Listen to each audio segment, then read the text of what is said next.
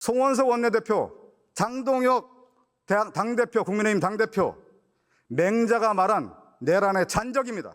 그리고 한나 아렌트가 얘기하는 살아있는 시체로서 내란 좀비들입니다. 네, 총리님, 지난 윤석열의 내란과 탄핵이 되는 것을 지켜보셨죠? 우리 총리님께서는 어떤 생각을 갖고 계십니까? 이 지켜본 과정에서요? 있을 수 없는 일이 일어났다라는 생각을 했고요. 국민의힘으로 그것을 이겨낼 수 있었던 것을 참으로 감사하게 생각했습니다. 네. 저는 윤석열이 지난 2020년 대선 과정에 나올 때 손에 왕자를 쓴 걸 보고 깜짝 놀랐었는데, 지금 시점에 봤을 때 윤석열이 군주를 평가할 때 성군, 현군, 폭군, 암군 이렇게 분류를 하는데, 우리 총리님께서는 윤석열을 지금 볼 때 어떤 군주에 포함된다고 보십니까? 국민들께서 다 판단하신 것 같습니다. 저는 암군이자 어리석은 혼군이자 폭군으로 봅니다. 맹자가 이런 얘기를 합니다. 인의를 해친 왕은 잔적에 불과하다. 인간적 도리를 하지 않은 왕은 흉포한 도둑에 불과하다고 했습니다. 동의하십니까? 네. 그 맹자가 그래서 민심을 읽고 폭정을 일삼은 왕은 축출하고 방벌해야 된다고 했습니다. 이것이 동양 정치 사상의 근본입니다. 폭군 방벌론이라고 하시죠? 알고 계십니까? 네. 그런 측면에서 윤석열은 방벌됐고 축출됐다 이렇게 평가해도 되겠습니까? 동서양을 막론하고 국민의 뜻을 거스르면 무너진다고 생각합니다. 윤석열의 국정을 보면 술에 취해 있었다는 것이 드러나고 있죠? 뭐 그런 이야기를 저도 들었습니다. 은나라가 망하고 주나라가 펼쳤을 때 주문왕이 나라를 건립하는 천명을 어디서 받았느냐? 그게 이제 서경에 나옵니다. 그 고전에. 술독에 빠지지 않았으므로 주문왕이 천명을 받았다. 이렇게 얘기를 했습니다. 윤석열은 술독에 빠진 거 아닙니까? 뭐 그런 경험을 하신 분들이 많이 말씀을 하신다는 걸 들었는데 제가 직접 보지는 못했습니다. 그리고 서양 정치 사상의 가장 근본은 공화국을 유지하는 데 있어서 공화국을 위협하는 인물은 축출했죠. 그거를 도편 추방제라고 합니다. 그런 의미에서 탄핵은 도편 추방제의 하나의 일환이다. 이렇게 평가해도 되지 않겠습니까? 해석하기 나름이라고 봅니다. 그 논어에도 보면요, 군군 신신 부부 자자라는 문구가 나옵니다. 임금은 임금다워야 신하가 신하답다. 잘 알고 계시죠? 근데 폭군의 가장 근본적 특징이 뭐냐면 임금이 임금답지 않아도 신하는 신하다워야 된다 라고 하는 논리를 펴니다. 윤석열은 임금이 임금답지 않았고 대통령이 대통령답지 않은 그런 모습 속에서 백성들, 국민들에게만 그 정당한 권리를 의무를 요구한 자가 윤석열이었다. 그렇기 때문에 윤석열에 대해서는 역사, 동서양을 막론하고 방벌, 축출 되는 것이 마땅했고 탄핵은 정당했다. 이렇게 평가 내릴 수 있겠습니까?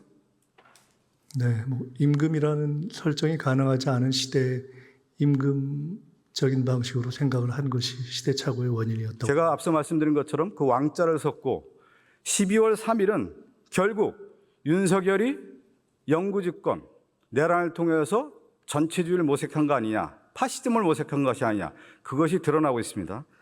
그 부분에 대해서는 동의하십니까? 네, 표현은 뭐 조금 다를 수 있지만 기본적으로 그렇게 봅니다. 제가 총리님 의원 시절에 제가 원내수석으로서 의원총회에서 이런 말씀을 드렸던 기억이 납니다. 윤석열 정권은 유사 파시즘 체제다. 제가 그렇게 규정을 하고 원내수석으로서 이 정권에 대해서 이렇게 대응을 해야 된다는 말씀을 드렸던 기억이 있는데 그 당시 네, 상황에 대해 기억합니다. 기억하신가요? 제가 이런 말씀을 드렸습니다. 파시즘 체제는 갈라치기 여론몰이가 존재한다. 두 번째, 특정 세력을 기반으로 하는 국가 동원 체제가 있다. 세 번째는 비밀 경찰과 같은 국가 권력을 동원한다. 그리고 마지막, 언론을 통제한다. 근데 이 윤석열 정권을 비판하는 세력을 공산 전체주의 반국가 세력으로 몰아가는 이데올로기 갈라치기를 했고, 극우 유튜버를 통한 아스팔트 극우들을 동원해서 국가 동원 체제를 만들었고, 특히 나치가 비밀 경찰이었다면 윤석열 정권은 검찰을 통해서 검찰 정권 조작 기소를 통해서 폭력적 지배, 그리고 마지막으로 언론 통제했다라는 것이 윤석열 파시즘 체제가 아니었냐, 제가 이렇게 지적을 했는데 이것은 12월 3일 내란을 통해서 확인이 됐습니다. 동의하십니까? 네, 동의합니다. 한비자가 마지막에 이런 얘기를 합니다. 한비자가 우리가 한비자가 얘기를 할 때 임금을 용으로 비교를 하죠. 용은 승천을 하는데 민심을 잃으면 용이 떨어집니다. 땅에 떨어지게 돼 있죠. 그 땅에 떨어질 때 그 용이 아니라 한낱 개미와 지렁이에 불과하다고 얘기했는데, 윤석열이 탄핵된 이후의 모습은 한낱 개미와 지렁이에 불과하다는 것을 우리가 확인할 수 있고, 우리 정치인 모두가 윤석열의 모습을 보고 민주주의를 수호하는 데 있어서 정말 민주주의 가치가 무엇인지를 다시 한번 일깨워야 된다는 말씀을 다시 드리겠습니다. 동의하시죠? 예. 정치인의 책무는 바로 공화국의 보존, 공동체의 유지에 있습니다. 그런 측면에서 윤석열과 그 내란 세력이 대한민국의 민주공화국을 해체하고 공동체를 파괴했다는 부분에 대해서 용서할 수가 없는 것이죠. 김민석 총리께서 노상원 수첩에 등장하는 정치인 사살 및 수거 대상에 포함되죠. 네, 그렇습니다. 그때 그 명단을 보시고 어떤 생각이 드셨습니까? 그럴지 모르겠다는 생각은 하고 있었는데 막상 보고는 좀 섬뜩했습니다. 내란에 성공했다면 김민석 총리는 어디에 있을까요?